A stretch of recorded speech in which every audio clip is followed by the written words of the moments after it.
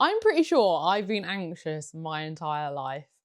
Like, I can't remember not having worries.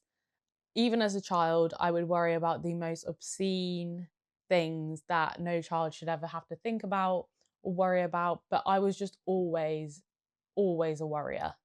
As a kid, it started with having like fears that were somewhat rational of fire, water, planes, letting the dog off the lead. Like, I was pretty much scared of anything that you could be scared of. As I became a teenager and grew up a little bit, I definitely found myself having more internal anxiety about what people thought of me and about how I felt in social situations and stuff like that.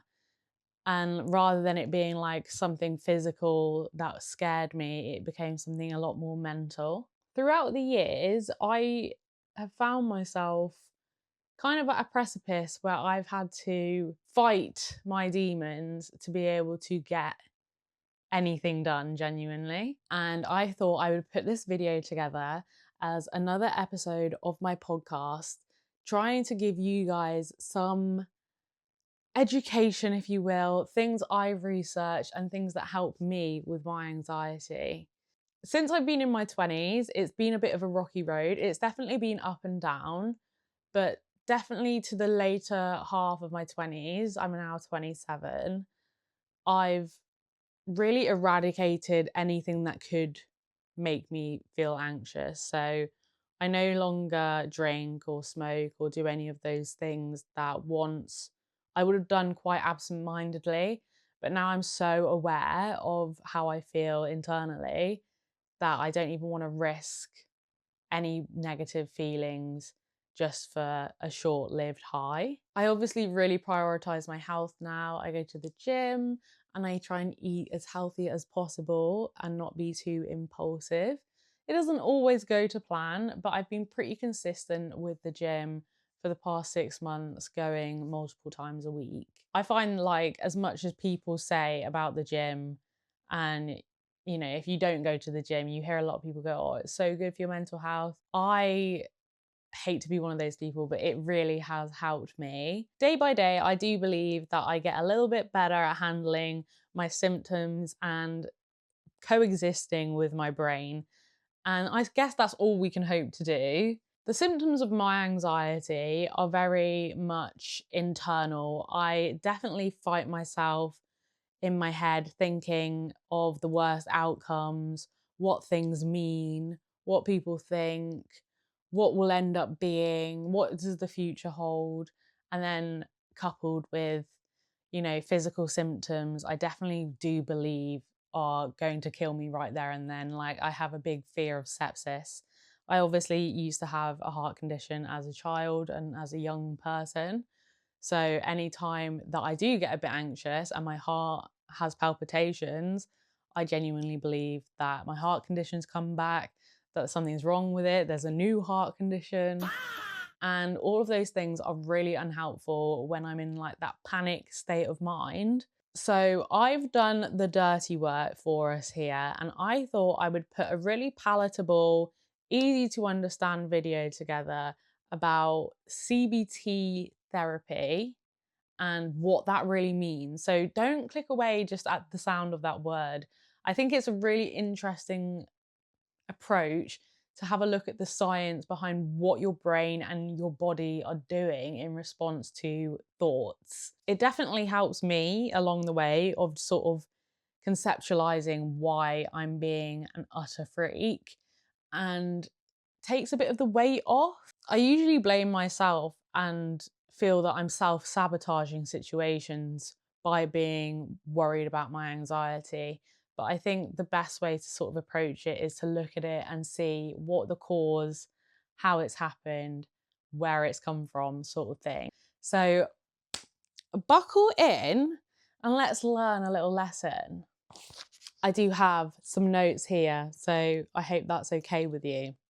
So basically, the first point is to get out of the cycle of wanting to change your feelings. You need to change a thought or behavior before you can change any feeling.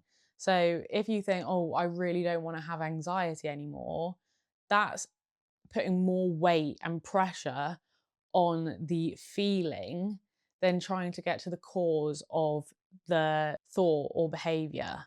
And I'll go on to make that a little bit clearer for you in a sec. So I thought this was really fascinating, and I honestly never knew this before researching this. Your physical body has a parasympathetic nervous system and a sympathetic nervous system.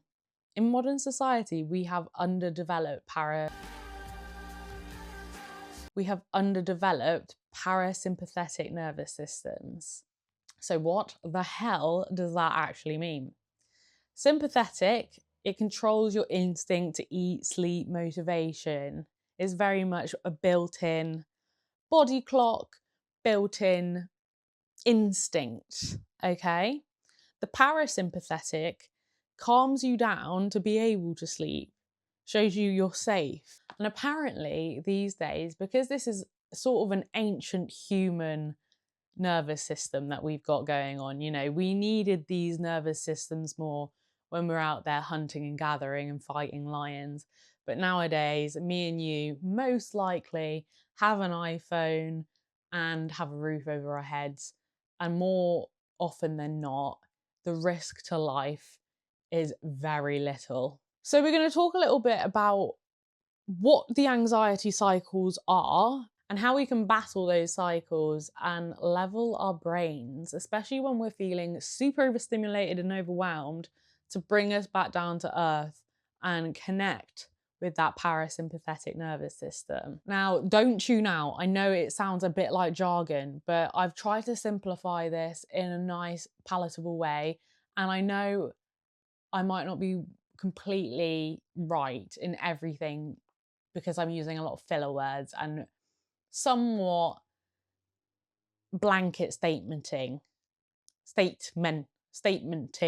Yeah. So obviously do your own research, but I just thought this was really helpful. Okay, we're going to go through the different types of anxiety cycles, and I'm sure you can decide where you sit on which cycle. I feel personally like I have a bit of a mix between different cycles depending on the situation, but we will see. So this one I've called type A. This is the first anxiety cycle that we have, which can be from an external worry or situation. So let's do an example. Okay, you have an argument or a contentious conversation with someone, and that in turn gives you anxiety. It makes you overthink and question things. That stimulates the sympathetic nervous system, and then thus you've got your adrenaline and cortisol going off the roof. When that is stimulated, your old brain, your parasympathetic nervous system takes over. You're now in fight or flight. I'm sure to a lot of people, this is kind of the usual thing you've heard. Something bad happens. Say you get like in a bad situation of some kind, you've bumped your car or tripped over, you've forgotten something, that can make you anxious, and then you're overthinking, you're in fight or flight because you're overwhelmed. That's kind of the bog standard, but for me, I could never really get my answers until I read about this. So this is the type B anxiety cycle. This is very much my brain's favourite one. This is when your anxiety seems to happen for no reason and it's more of a body sensation. So rather than there being like, okay, this has happened and now I'm really anxious, it is much more of a, oh my God, my tummy feels really weird and my heart is beating a bit fast, or it just feels very sensational that I can feel things going on in my body. And then I'm starting to overthink, oh my God, is something wrong with me? Do I have cancer? Am I having a stroke? Have I got sepsis? And all of that begins to snowball from this first physical symptom. Side note, you've obviously got your gut being, what do they call it? Your gut, 1 second.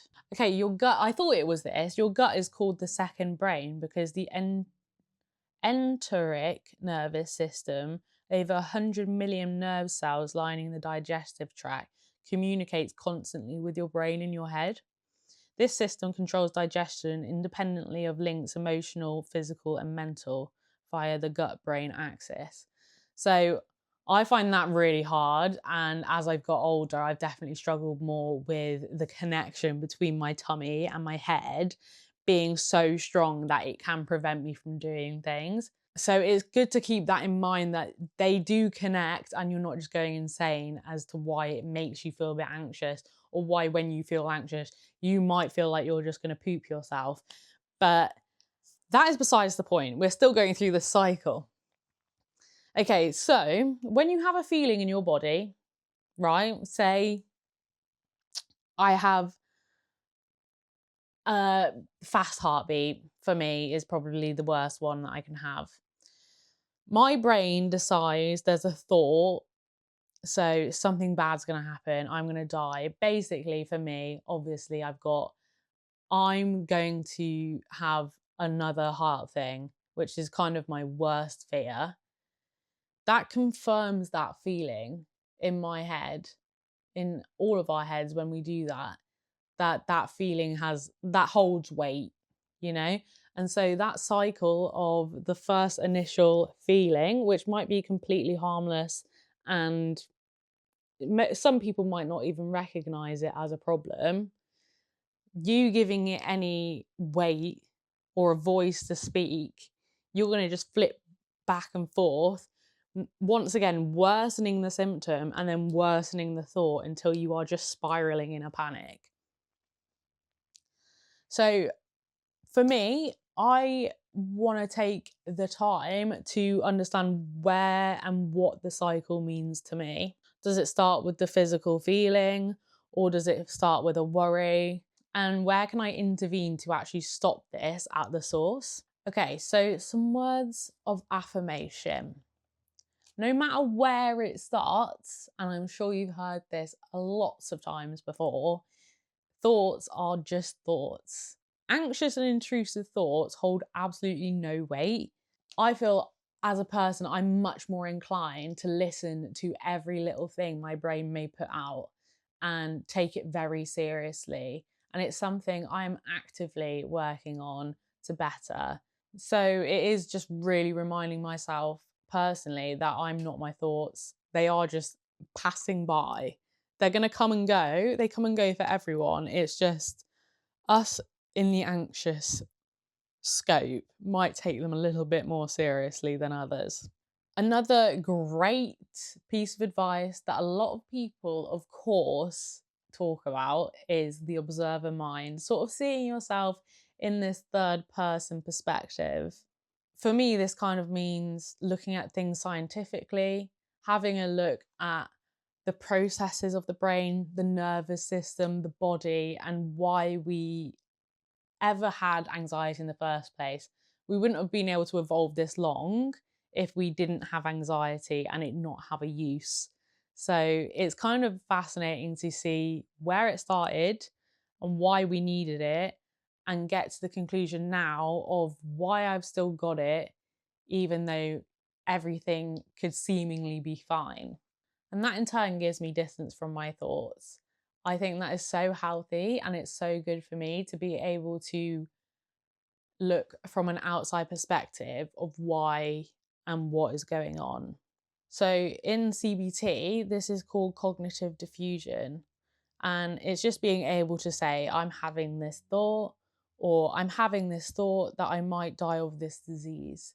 So instead of being like, oh, I'm having a heart palpitation, I'm going to have another heart condition, I'd say to myself in my head, I'm having a heart palpitation. It won't even be a proper heart palpitation like it was when I had a condition, but I'm having these, I feel my heart rate has increased and I'm worried that my heart condition will come back.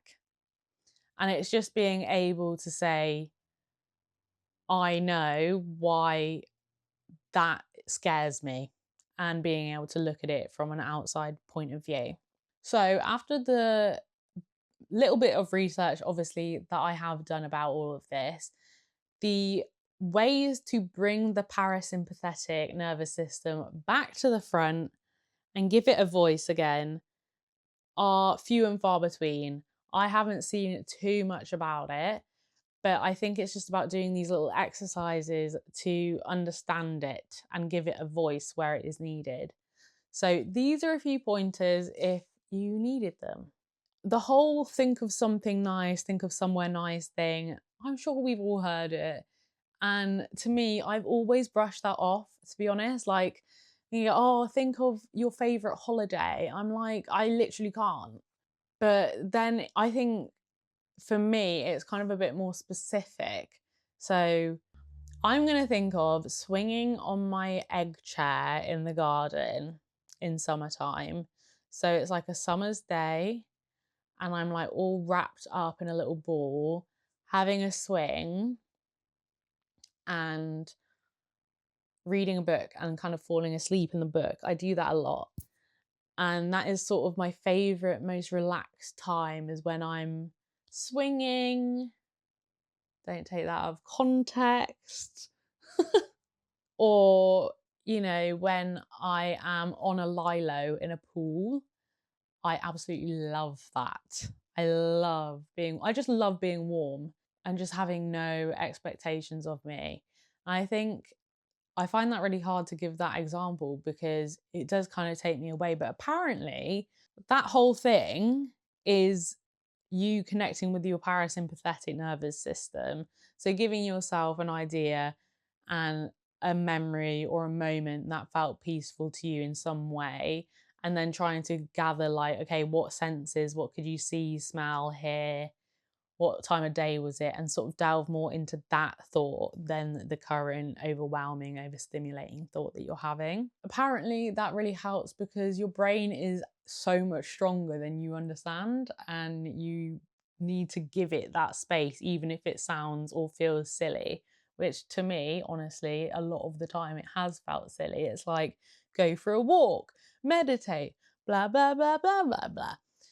But these things are things for a reason, and I find that so hard to accept, honestly, especially because when I'm so anxious, there's like literally nothing I can do but just be like.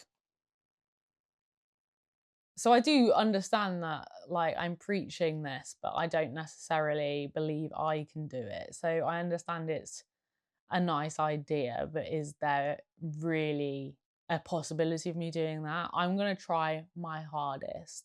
For me, I've never been able to just sort of sit here in silence and do this whole like thing. I can only do like a guided meditation, but I can't lie, I love a guided meditation.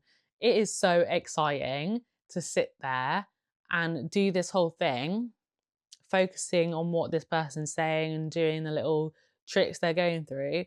And then when you open your eyes again, you're like, what the fuck? I feel like I'm floating. Like, I feel so chilled out. And I wish I could make myself do that in anxious situations where I am getting really overwhelmed.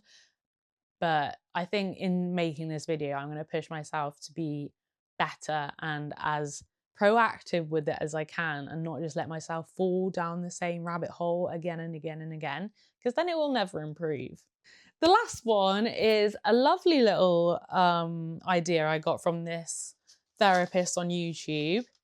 And I think this is so cool because for me, it's very much intrusive thoughts come in to my brain and they're like having a bit of a mess around. And I'm like, get the fuck out of here, please. And they won't go. I stew on everything. Stew, stew, stew. I've been stewing my whole life. And as a professional stewer, I do think this will really help me, and I'm going to start doing it next time I'm anxious. Okay, so it's basically journaling. So say you're anxious, whatever your thoughts or feelings are in that moment, you're just writing. You're not trying to make like a story or it sound coherent. Like, do not worry about that. The whole thing about this is just getting whatever's in your head spiraling in there on some paper, and then getting a container of some kind. Okay, hear me out. A box, a tub, whatever. Getting these little journal entries that you've done, no matter how incoherent, you know what they mean, chucking them in the box and then close the box, right? Sounds a bit insane, bit loopy, but that is a bit of me. But then in future, when obviously you're not right next to the box, you can come in. Oh, there's some guy doing some exercise arm circles outside. Then in the future, say you're out and about, you're in the shops and you're having the weekly food shop and you're having those thoughts, you can mentally in your head think that thought is one for the box. Snap. Obviously, if you need to go and write it in the box, that's fine. Go and chuck it in there and close that box lid. I think that's kind of a good way to strategize your thoughts in a more coherent way of giving them a physical place to reside. Instead of making the space in here for those thoughts, being able to sort of drag them out and physically put them somewhere else. I think that's a really cool idea and I'm going to try it. But yeah, basically, that is my video all about anxiety. I think it's really cool being alive in this day and age where we can talk about these things and openly admit it without being like, that person used to go to a mental hospital. Yeah, I do exist with anxiety, and it is not that my life is bad in any way. I think I've had experiences that have somewhat shaped me, but I also think I was kind of born a worrier. I was born anxious and with a lot of thoughts, and in a lot of ways, that is an amazing thing. I love it about myself that I am so overwhelmed with ideas and thoughts all the time. I think it's a great trait to have, but it also kicks me when I'm down. And that's it, really. Honestly, I just want to be able to nourish and care for myself as much as I can to better myself for me and not for the outside world, but being able to live in this world and understand what my head's doing in retaliation to any external stimuli or just me making up little narratives in my head. I'm just trying to quiet that voice that seems to be a bit of a harsh critic. Anyway, that is it for today. I feel like I didn't really touch on everything I wanted to touch on, but I think it's a nice start, and I'm sure this won't be the last time I speak about anxiety on this channel. It's not the first time. Consider one of those buttons on the screen. I would just really appreciate any support because this is my dream. My dream. Every day is just a little battle of making a small improvement, and then hopefully by the time I'm 95, I might be a semi-decent person.